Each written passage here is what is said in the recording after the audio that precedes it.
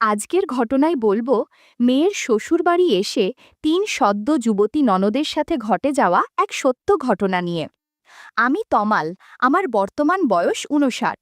১ বছর আগে চাকরি থেকে অবসর নিয়েছি। আমার খুব বেড়াতে ভালো লাগে। আমার স্ত্রী গত হয়েছেন বছর ৫ আগেই। একটি মাত্র মেয়ে, তারও বিয়ে দিয়েছি ৮ বছর হলো। মেয়ের শ্বশুরবাড়ি কলকাতাতেই। ওদের জয়েন্ট ফ্যামিলি আর বেশ বড় সংসার। আমার জামাই রেলে চাকরি করে, আর আমার জামাইরা ৫ ভাই আর ৩ বোন। মেয়ের জামাইয়ের নাম সমর, সবার বড়। ওর পর ৩ ভাই, তারপর ৩ বোন, আর শেষে আরও ২ ভাই। একা সমরই শুধু চাকরি করে, বাকি ২ ভাই আর ওদের বাবা মিলে ওদের পারিবারিক ব্যবসা দেখাশোনা করে। ৩ মেয়ের মধ্যে বড় মেয়ের শুধু বিয়ে হয়েছে, বাকি দুজনের জন্যে পাত্রের খোঁজ চলছে।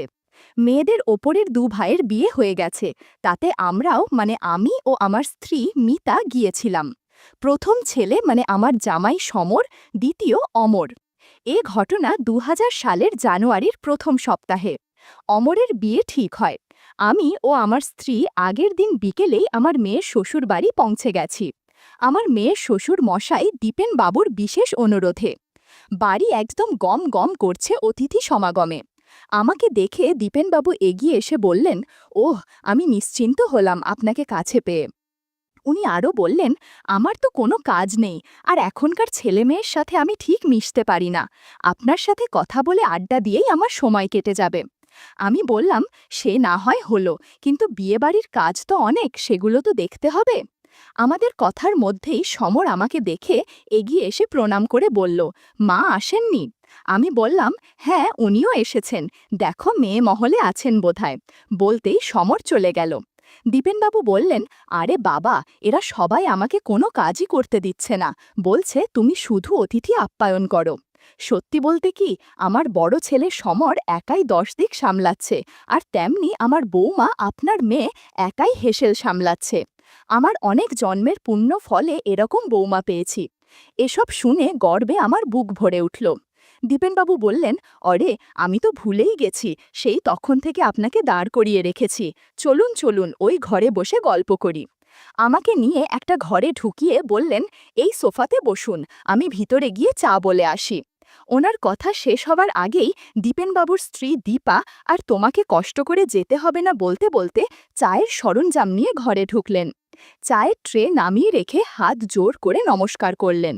বললেন, আমার অনেক অভিযোগ আছে আপনার মেয়ের বিরুদ্ধে। আমার তো ভয় ধরে গেল, মেয়ে আবার কি করল।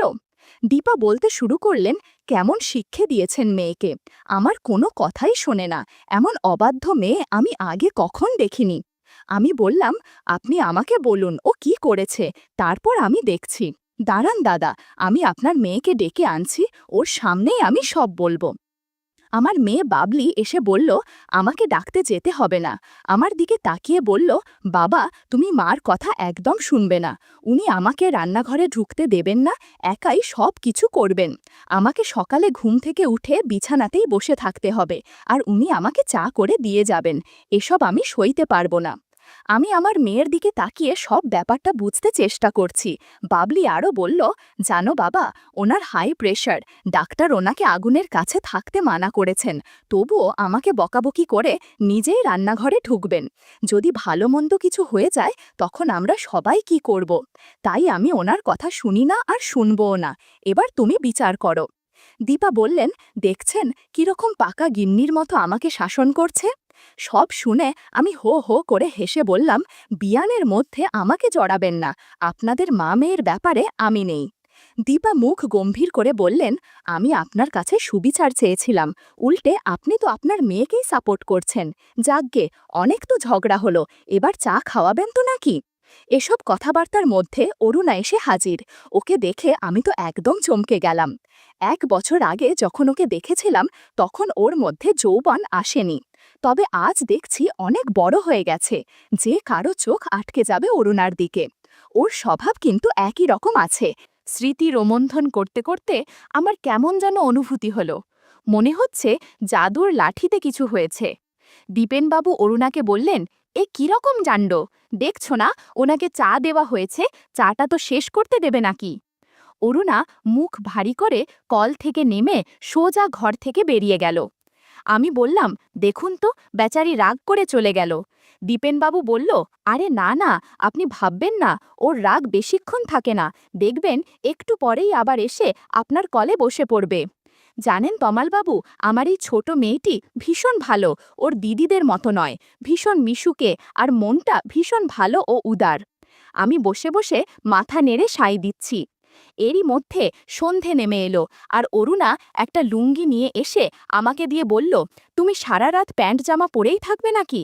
নাও, এটা পরে নাও, আমি তোমার ফতুয়া নিয়ে আসছি জেঠিমার কাছ থেকে, বলেই বেরিয়ে গেল।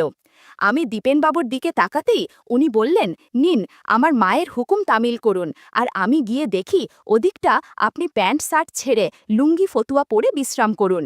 দীপেনবাবু বেরিয়ে গেলেন, আর অনেক আগেই আমার মেয়ে ওর শাশুড়িকে নিয়ে চলে গেছে। আমি লুঙ্গি পরে প্যান্ট ভাঁজ করে রেখে অপেক্ষা করছি আমার ফতুয়ার জন্যে। একটু পরেই অরুণা আমাকে ফতুয়া দিল, আর সাথে একটা শাল গায়ে দেবার জন্যে। আমি ফতুয়া পরে শালটা গায়ে জড়িয়ে আরাম করে সোফাতে বসলাম, আর সাথে সাথে অরুণাও এসে আমার কলে বসে পড়ল। একটু পর জাদুর লাঠিতে আবার নাড়াচাড়া শুরু করল। অরুণা ইচ্ছে করে জাদুর লাঠি নিয়ে কেমন যেন করছে। বন্ধুরা, ইউটিউবের কড়া নিয়মের কারণে কিছু বিষয় সরাসরি বলা যাচ্ছে না। তোমরা কমেন্টে দেওয়া লিঙ্ক থেকে আমার ওয়েবসাইট ভিজিট করো, সেখানে একদম খোলামেলা গল্প দেয়া আছে, যেগুলো ইউটিউবে পাওয়া যায় না। কিছুক্ষণ পর মুচকি হাসি দিয়ে ঘর থেকে দ্রুত বেরিয়ে গেল, আর এদিকে আমার অবস্থা পুরো খারাপ। কেউ যেন এদিকেই আসছে মনে হল। আমি ঠিকঠাক করে বসলাম। একটু পরেই দেখি অপু আর অপর্ণা জল খাবার নিয়ে ঘরে ঢুকল। বলল, নাও জ্যাঠামণি, কখন এসেছো, শুধু চা ছাড়া তো আর কিছুই দেয়নি, এবার এটুকু খেয়ে নাও, আমি চা নিয়ে আসছি, বলে বেরিয়ে গেল।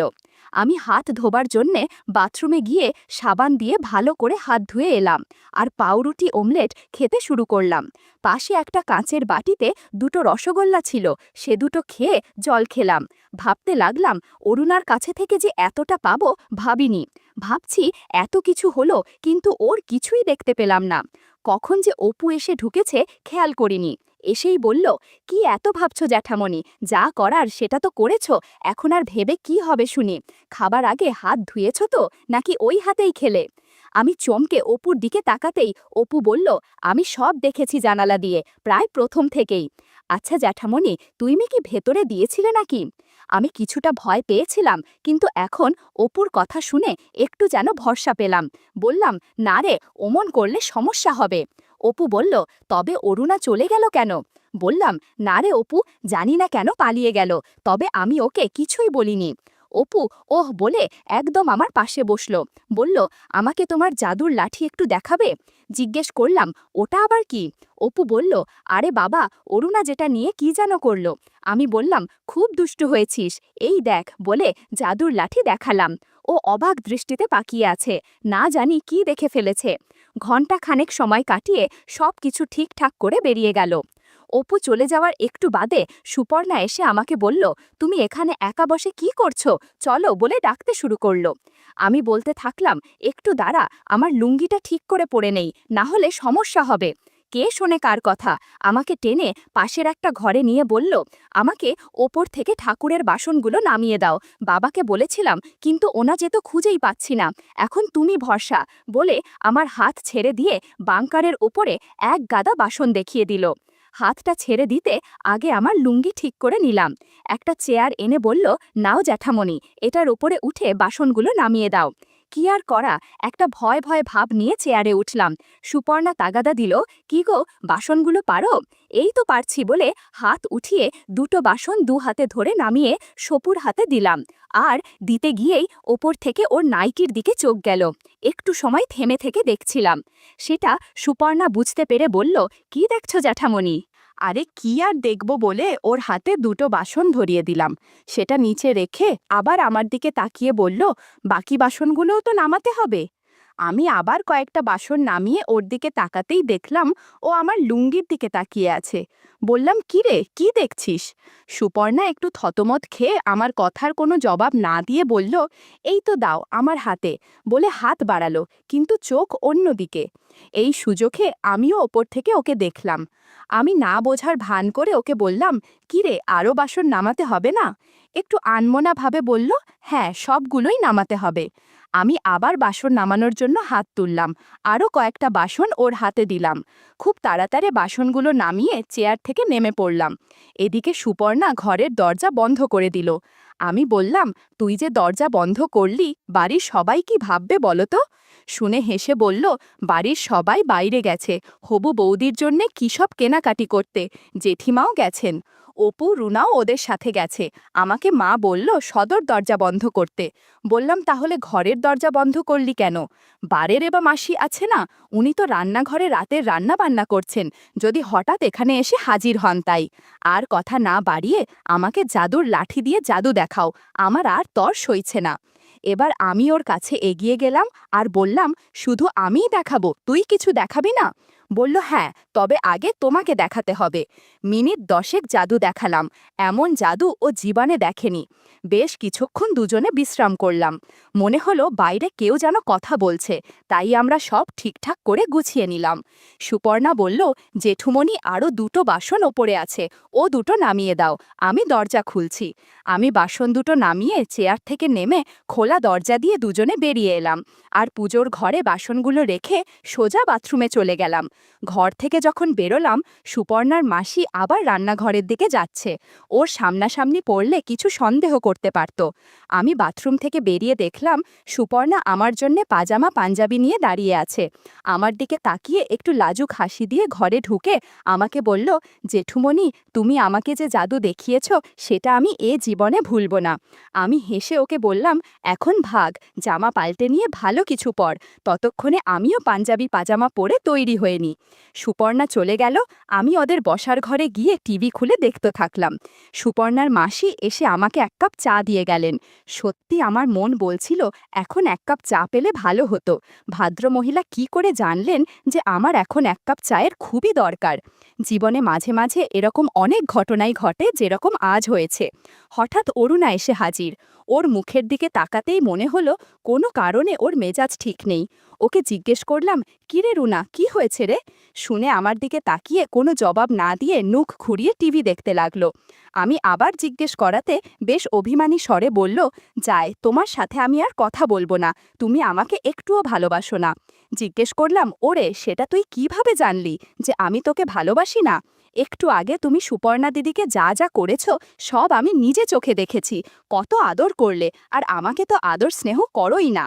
আমি বললাম, সব কিছু তো আর ভরা বাড়িতে দেয়া যায় না, সুযোগ পেলে তোকেও ভালোবাসবো, জাদু দেখাবো। কিছুক্ষণ চুপ করে থাকলো, একটু পরে বলল, আমাদের পাশের বাড়িতে আমাদের দুটো ঘর দিয়েছে, রাতে আমি ঠিক সময় তোমাকে ডেকে নিয়ে যাব, তখন কিন্তু আবার সুপর্ণাদিকে ডেকে এনো না। মুখে বললাম, অরে না না, তুই ঘাবড়াস না, তোকে বাদ দিয়ে আমি আর তাওকে কিছু করব না। কথাটা শুনে অরুণা একটু হাসি হাসি দিয়ে বলল, যাও, সুপর্ণাদিকে নিয়ে ওষুধ কিনে আনো, আগে ওষুধ কিনে ওকে খাইয়ে দাও, নয়তো কজা মেলা হবে, পরে কাউকে মুখ দেখাতে পারবে না। অরুণার বুদ্ধি আর সব দিকে এত খেয়াল রাখে দেখে আমার খুব ভালো লাগলো। ও ঘর থেকে যাবার আগে আমাকে বলে দিল সে সুপর্ণাকে পাঠাচ্ছে। মিনিট 10 পরে সুপর্ণা এলো। সুন্দর চুড়িদার, হালকা গোলাপির ভেতরে হালকা নীল সুতোর কাজ করা, ওকে বেশ মানিয়েছে। ও আমাকে দেখে জিজ্ঞেস করল, জেঠুমণি, তুমি বলো আমাকে কেমন লাগছে? হাতের ইশারাতে বললাম, তোকে ভীষণ সুন্দর লাগছে আর খুব আকর্ষণীয়। শুনে একটু লজ্জা পেয়ে বলল, তুমি না ভীষণ অসভ্য। বললাম, যেটা সত্যি সেটাই বললাম। এরপর সুপর্ণা একটা চাদর গায়ে জড়িয়ে নিল আর আমাকেও একটা দিল। বাড়ির সবাইকে বলে বেরোতে যাব, তখনই দীপেনবাবু বললেন, আর মশাই, কোথায় চললেন? ভাবলাম যে একটু আড্ডা দুজনে। বললাম, সুপর্ণা কিছু কেনাকাটা করবে, কাউকে না পেয়ে আমাকে ধরে বসল। কি করি বলুন, ওকে তো আর একা একা ছাড়া যায় না, তাই। শুনে দীপেনবাবু বললেন, ঠিক আছে, তাড়াতাড়ি ঘুরে আসুন। ছাড়া পেয়ে আমি আর না দাঁড়িয়ে বেরিয়ে পড়লাম। ওদের বাড়ি থেকে বেরিয়ে একটু হেঁটে যেতে হয়, ওখানে রিক্সা অটো দুটোই পাওয়া যায়। সুপর্ণা আমাকে বলল, জেঠুমণি, রিক্সা নাও। ওর কথা মতো আমরা রিকশাতে গিয়ে বসলাম। ভীষণভাবে চেপে চুপে বসতে হলো। একটু এগোনোর পর রাস্তা ভীষণ খারাপ আর অন্ধকার। রিকশাওয়ালা বলল, বাবু, ভালো করে ধরে বসুন। শুনে দুজনে একটু সাবধানে বসলাম। সুযোগ বুঝে কিছু ঘটনা ঘটে গেল। বাজারের কাছাকাছি আসতেই আমরা দুজন আবার যে যার হাত গুটিয়ে নিলাম। আমি ওষুধের দোকানে ঢুকে কয়েকটা গর্ভনিরোধক ট্যাবলেট নিয়ে বেরিয়ে এলাম। সুপর্ণা বলল, জেঠুমণি, আমার ভীষণ খিদে পেয়েছে। আমিও বললাম, আমার বেশ খিদে পেয়েছে। শুনে বলল, চলো, সামনে একটা ভালো রেস্টুরেন্ট আছে, ওখানকার খাবার খুব টেস্টি। ওকে অনুসরণ করে রেস্টুরেন্টে গেলাম। দেখলাম